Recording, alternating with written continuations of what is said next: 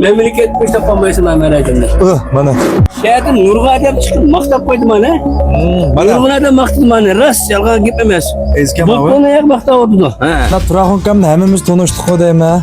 Müş kichikimizdan tatib, müş konu vazan doğmuştamış, duka açıp ticaret kılıp atkan ta hazırgıç çeken konu kesip bilen ama dukan açtıgan Nurga yeni mallarını silep yani yanmay yeniliklarını kılıp atıdı. Bir görüşü öteydi. Hiç kadar ustaz. Evet. Onun için Turağun kam sizniki dukanlar hazır nemi yeniliklar var? Yenilikten hazır, yakşı neslen hazır yüzüme sizge.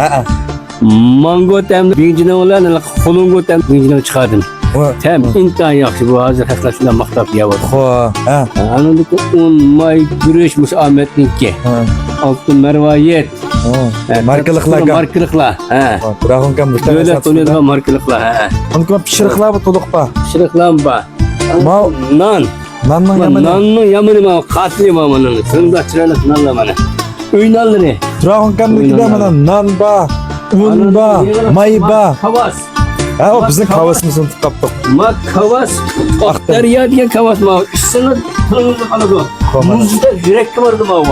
İlan degeni banda bir yerde kan gap. Kavas mana ma kavas ma. Olma mana. Ben bu kollayman. Anadolu Aktarya'nın yakşı olan kit durra mana. Mana. Manda kaçıp tökelmeydi o. Mana suyum yok mana. Peçet. Lamponda peçet mana. Kenya merajın. Memleket bu yapamıyorsun ben merak ettim. Mana. Turağun kamda merajını yapak Allah bağımı. Mana men. Kichikimden tatip gap bilip atım. Mana özgüçe. Bu okşumayı kerenge. İşim yok bana orada. Süt, mango, kolongo. Şehirden Nurga dep çıkıp maktab koydum bana. Nurguna da maktab bana. Rast yalga gitmemez. Ezkem Bu abi. konu yak maktab oldu. Turağun kamda orunda bilmeydi kalama yana bir kadın dep koya. Bak konu vazandan dokmuşta.